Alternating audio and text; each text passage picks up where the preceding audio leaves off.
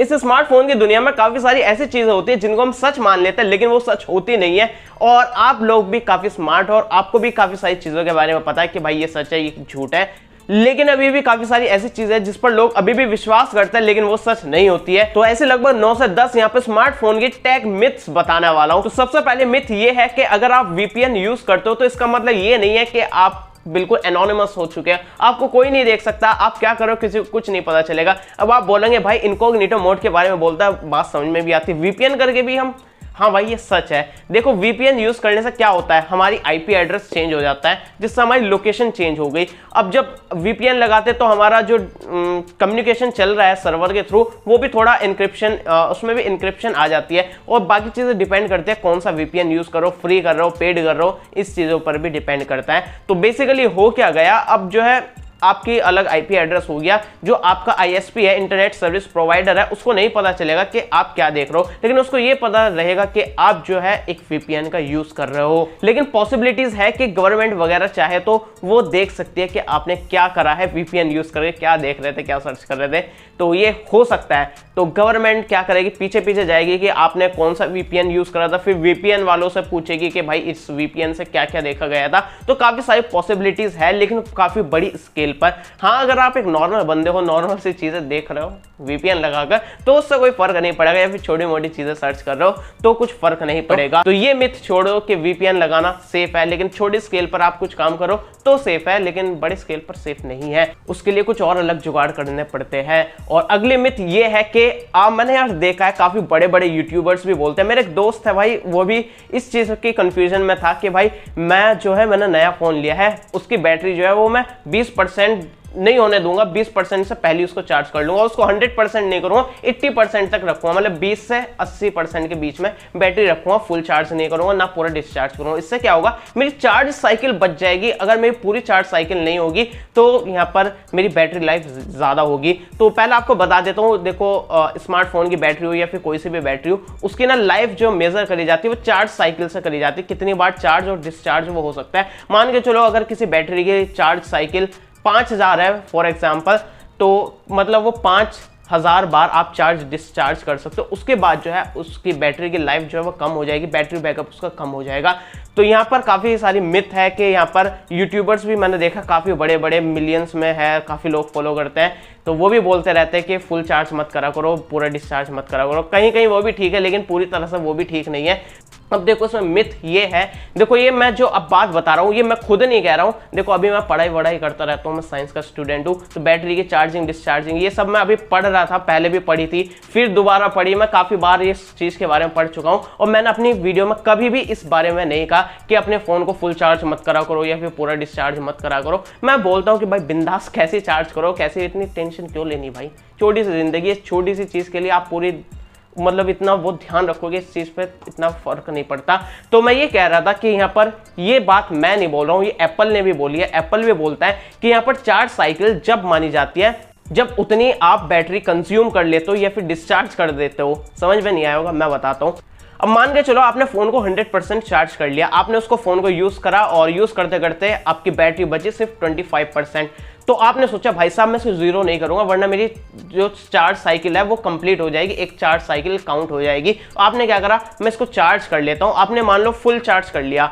अब उसके बाद जो है आपने फिर फोन को यूज करा, फिर आपकी बैटरी बची 75%। पहले आपने कितनी बैटरी बची थी 25%, इस बार कितनी बची 75%। पहले आपकी 75% बैटरी कंज्यूम हो चुकी थी, इस बार जो है आपकी 25% बैटरी कंज्यूम हो चुकी है। उसका 75% और इसका 25%, दोनों को मिला के 100% हो गया। तो बात ये नहीं है कि एक बार में आपकी पूरी बैटरी कंज्यूम होनी चाहिए, आधे आधे में भी बैटरी कंज्यूम होने पर भी चार्ज साइकिल कंप्लीट हो सकती है। एक लास्ट एग्जांपल और रियल लाइफ, ये थोड़ा हटके है।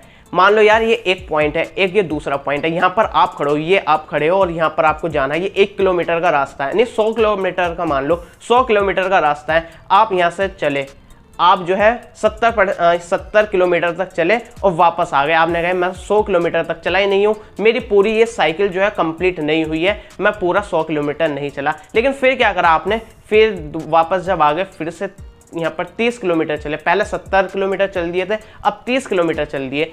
तो आपकी तो एनर्जी खर्च हो चुकी है, जो आपकी कैपेसिटी थी, आयंस जो मूव करता है वो तो मूव हो चुके हैं ना। आपकी जो एनर्जी थी 70 किलोमीटर पहले चल दिए, 30 किलोमीटर अब चल दिए, तो आपकी 70 और 30 आपके पूरे 100 किलोमीटर तो आप चल चुके हो, चाहे एक बारी में नहीं चले हो, 2 बार में आपने पूरा कंप्लीट करा, लेकिन कंप्लीट तो हो गया ना। तो ये एक मिथ है और सिंपल साधारण सी बात है कि भाई ये बैटरी को चार्ज डिस्चार्ज में इतना कंफ्यूज मत हो। मैंने इसको काफी टाइम लगाकर इसको एक्सप्लेन करा है, काफी लंबा हो गया एक ही मिथ को एक्सप्लेन करते हुए।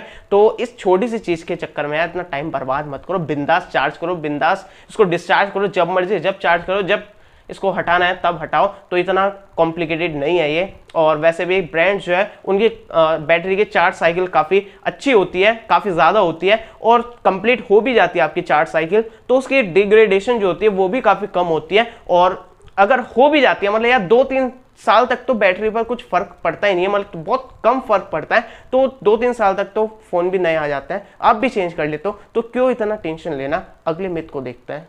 और अगली मिथ ये है कि ज्यादा रैम मतलब ज्यादा फास्ट आपका फोन होगा।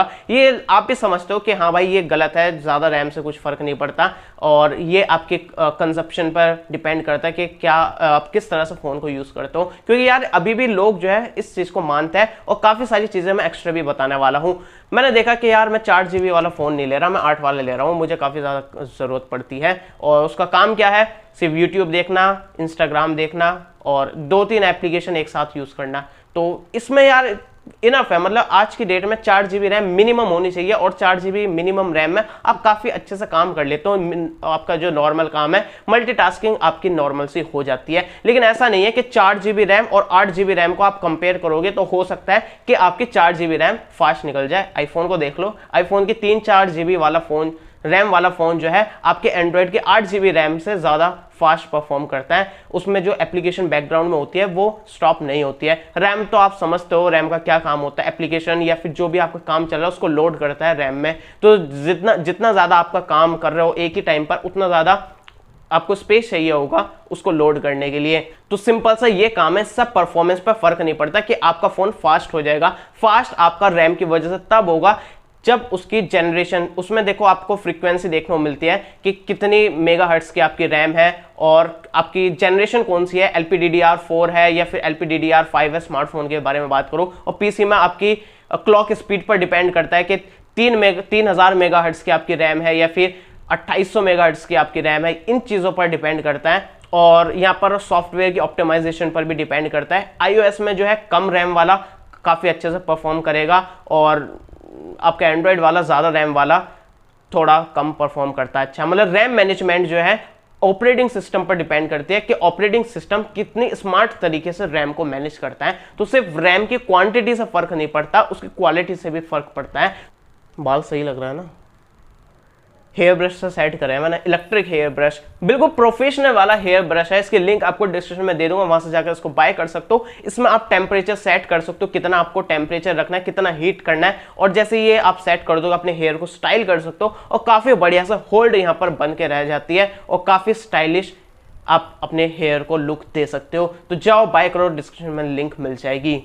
अगली मिथ ये है कि ज्यादा नेटवर्क स्ट्रेंथ मतलब ज्यादा आपका फास्ट इंटरनेट कनेक्शन या फिर कॉल क्वालिटी। ऐसा नहीं है। अब ऐसा तो है नहीं कि आप टावर के नीचे चले जाओ, पूरे आपके नेटवर्क स्ट्रेंथ आ गए, 4 के 4 डंडे आ गए, तो आपकी स्पीड जो है इंटरनेट की काफी ज्यादा मिल जाएगी और कॉलिंग क्वालिटी जो है वो भी इंप्रूव हो जाएगी। ऐसा नहीं होता, ये आपको भी पता है।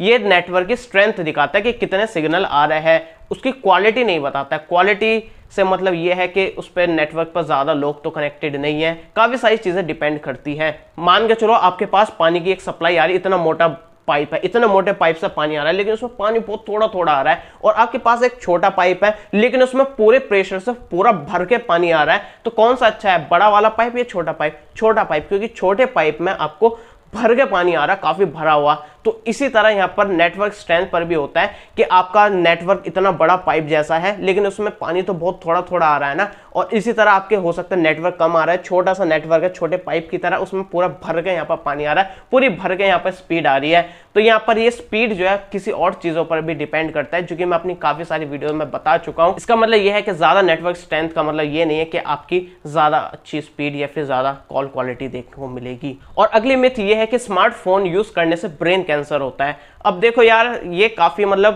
कंट्रोवर्शियल यहाँ पर बात हो जाएगी, लेकिन यहाँ पर बता दूं अभी भी कोई भी साइंटिफिक प्रूफ नहीं हुआ। यहाँ पर काफ़ी सारी रिसर्च वगैरह भी होती रहती है, लेकिन ये प्रूफ नहीं हुआ कि स्मार्टफोन से ब्रेन कैंसर होता है। और दूसरी बात ये है, जो भी आपके स्मार्टफोन वगैरह होते हैं उसमें जो वायरलेस कम्युनिकेशन होता है, मतलब जो भी इसका रेडियो की फ्रीक्वेंसी होती है, रेडियो फ्रीक्वेंसी जो होती है वो काफ़ी लिमिट से भी काफ़ी कम होती है, मतलब जितनी हार्मफुल होती है ना उससे भी काफ़ी कम होती है, जिसको हम सार वैल्यू बोलते हैं। अब मैंने देखा यार काफ़ी सारे लोग जो है स्मार्टफोन रिव्यू में सार वैल्यू बताते हैं कि इतनी सार वैल्यू है ये वो, तो यार वो गवर्नमेंट ने सेट कर रखे है, बल्कि इंडियन गवर्नमेंट ने तो काफ़ी कम सेट करे कि इससे ज़्यादा नहीं होनी चाहिए। तो स्मार्टफोन जो यहाँ पे इंडिया में लॉन्च हो रहा है वो अंडर लिमिट ही लॉन्च होगा, बाहर लॉन्च हो ही नहीं सकता। जो उसकी मिनिमम वैल्यू है उससे ज़्यादा फ़ोन लॉन्च हो ही नहीं सकता, तो उसकी बताने की ज़रूरत नहीं पड़नी चाहिए। तो सार वैल्यू जो है वो लिमिट में ही रहती है आपकी, मतलब उसकी जो फ्रीक्वेंसी की स्ट्रेंथ है वो काफ़ी कम रहती है, जिसकी वजह से एक इंसान को प्रॉब्लम नहीं होनी चाहिए। लेकिन फिर भी मेरी रिकमेंडेशन ये रहती है कि आप अपने स्मार्टफोन को अपने ब्रेन से थोड़ा दूरी रखा करो, चाहे वो आप सोते टाइम तकिए के नीचे मत रखा करो, और यहाँ पर कॉलिंग पूरे दिन कॉल करते रहते हो तो यहाँ से ऐसे लगा के कॉल करो। तो अगर ज़्यादा आपकी कॉलिंग का काम है तो यहाँ पर ईयरफोन हेडफोन्स का यूज़ कर लिया करो, डायरेक्टली फोन यूज करने से वो बेटर रहेगा। और अगली मिथ ये है कि पूरी रात फोन चार्ज करने से आपके फोन की बैटरी खराब हो जाती है। अब देखो यार, इसमें कुछ भी हकीकत नहीं है। अब यहाँ पे आप यही देख लो, घर में जो इन्वर्टर बैटरीज होती है हमारे घर में, तो वो तो लाइट आने पर ऑटोमेटिकली चार्ज होती है, फिर हम उसको यूज करते हैं ऑटोमेटिकली। ऐसा तो नहीं है लाइट आने पर उसको हम ऑन करते हैं कि तब जाकर वो चार्ज हो, और जब लाइट चली गई उसको बंद कर देते हैं, तो ऐसा नहीं होता है। क्योंकि हमारा स्मार्टफोन जो है वो भी स्मार्ट है, हमारी बैटरी भी स्मार्ट है, उसमें जो चिप लग रही है वो भी स्मार्ट है। जब आप पूरी रात फोन को लगाते हो, फोन आपका चार्ज हो गया, तो वो वहां पर चार्जिंग को स्टॉप कर देता, आपको शो करता है कि चार्जर कनेक्टेड है, लेकिन चार्जिंग नहीं होती है।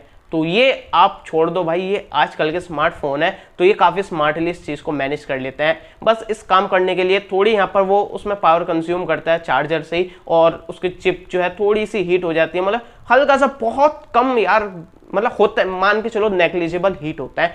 तो इसको यार सब कुछ छोड़ो, और इसका कुछ प्रूफ भी नहीं निकल कर आया है काफ़ी टेस्टिंग वगैरह के बाद भी। तो ये मान के चलो ओवरनाइट फ़ोन चार्ज करने से आपके फ़ोन पर ऐसा कुछ फ़र्क नहीं पड़ता, बैटरी पर भी ऐसा कुछ बड़ा यहाँ पर फ़र्क नहीं पड़ता है। आप इसको चार्ज कर सकते हो रात में, बस ये रखना ध्यान के फ़ोन को अपने पास रख के चार्ज मत करा करो, थोड़ा दूर रख के चार्ज करा, वो तो सेफ्टी की बात है अलग सी। और अगली मिथ ये है कि ज्यादा एमएच की बैटरी मतलब ज्यादा बैटरी बैकअप। हो सकता है एक स्मार्टफोन में आपका 7000 एमएच बैटरी हो और एक स्मार्टफोन में आपकी 5000 एमएच बैटरी हो, और हो सकता है कि 5000 एमएच वाली बैटरी वाला फोन ज्यादा बैटरी बैकअप दे दे 7000 एमएच वाले फोन के कंपैरिजन में। देखो यार, यहाँ पर ज्यादा बैटरी का यूज होने से मतलब है कि वो ज्यादा आपको देर तक एनर्जी दे सकता है, लेकिन ये डिपेंड करता है कि आपका स्मार्टफोन कितनी बैटरी कंज्यूम कर रहा है, कितनी पावर कंजप्शन कर रहा है। हो सकता है जो 7000 एमएच वाला आपका बैटरी वाला फोन है, हो सकता है वो ज्यादा पावर कंजप्शन कर रहा हो, ज्यादा पावर चाहिए उसको, और जो 5000 एमएच वाली बैटरी वाला फोन हो उसको कम पावर चाहिए हो, तो आपका 5000 वाला ज्यादा बैटरी बैकअप दे सकता है। तो बैटरी बैकअप से बैटरी कैपेसिटी से फर्क नहीं पड़ता, वो भी डिपेंड करता है कि स्मार्टफोन का कंजप्शन कैसा है, उसकी डिस्प्ले कितने पावर कंज्यूम कर रहा है, उसका सीपीयू कितना कंज्यूम कर रहा है। जैसे कि आपका 12 नैनोमीटर का प्रोसेसर है और एक 5 नैनोमीटर का है, तो जितना कम फैब्रिकेशन वाला यहाँ पर आपका सीपीयू होगा, एसओसी होगा, वो उतनी कम बैटरी कंज्यूम करेगा। और ऐसी आपकी डिस्प्ले है, जितना कम रिजोल्यूशन की डिस्प्ले होगी, जितना कम उसका रिफ्रेश रेट होगा, एमोलेड डिस्प्ले होगी, तो वो कम बैटरी कंज्यूम करेगा। तो काफी सारी चीजों पर डिपेंड करता है, और सॉफ्टवेयर की ऑप्टिमाइजेशन पर भी डिपेंड करता है। और अगला मिथ ये है कि ब्लूटूथ और वाईफाई अगर हमारे फोन की ऑन होती है तो बैटरी कंजप्शन ज्यादा होता है। देखो, पुराने टाइम में एक बात सच थी, एक बार को ये हम मान सकते थे, लेकिन आज के टाइम पर ये बात कुछ कुछ सही है, कुछ कुछ गलत है, और ये मैं आपको बता देता हूं। सबसे पहले ब्लूटूथ के बारे में बात करूं, ब्लूटूथ का तो नाम ही लो एनर्जी वायरलेस टेक्नोलॉजी है, मतलब ये काफी लो पावर कंज्यूम करती है, इसकी बैटरी कंजप्शन काफी कम होता है ब्लूटूथ का। लेकिन ये टाइम के साथ साथ जो है इसका बैटरी कंजप्शन घट चुका है। जो लेटेस्ट आपको ब्लूटूथ देखने को मिलते हैं, जैसे ब्लूटूथ 5.2 देखने को मिलते हैं, इसका बैटरी कंजप्शन काफी कम होता है। जब भी तो आपके TWS ईयरफोन जो ब्लूटूथ वाली देखने को मिलती है, इतने 20 40 घंटे का बैटरी बैकअप दे देती है, कितनी छोटी सी बैटरी होती है, इतनी सी। तो अब जो भी लेटेस्ट जनरेशन की ब्लूटूथ देखने को मिलता है उसका बैटरी कंजप्शन काफी कम होता है। अगर आपके फोन में खुली भी रहती है तो ज्यादा कुछ फर्क नहीं पड़ता है। मेरे फोन की मेरे फोन की 24 घंटे खुली रहती है, क्योंकि स्मार्ट वॉच, TWS वगैरह ये सब कनेक्ट रहती है, तो पूरे दिन खुली रहती है, और इससे बैटरी कंजप्शन काफी कम हमारा होता है। और अब बात करो वाईफाई की, तो वाईफाई का भी बैटरी कंजप्शन कम होता है अगर आपका वाईफाई कनेक्टेड ना हो। तो अगर आपका वाईफाई कनेक्टेड है तो हाँ, थोड़ा आपका बैटरी कंजप्शन होगा, मतलब बैटरी कंज्यूम होगी आपकी। लेकिन अगर आपका वाईफाई ऑन है और कोई आपका वाईफाई कनेक्ट नहीं है तो उसमें, उस कंडीशन में आपका बैटरी कंजप्शन जो है वो काफी कम होगा। तो ये थोड़ी मिथ थी जो मैंने आपको बता दी। इसके अलावा आपको लगती है कि कोई और मिथ भी ऐड करनी चाहिए थी, कमेंट करके बता देना, इसका नेक्स्ट पार्ट में उसको ऐड कर दूंगा। फिलहाल ये वीडियो पसंद आई है और ये वीडियो का मुझे सेकंड पार्ट लाना चाहिए या फिर नहीं, और इसी तरह की वीडियो चाहते हो तो कमेंट करके बता देना और चैनल सब्सक्राइब कर देना, तभी तो ऐसी वीडियोस और देख पाओगे।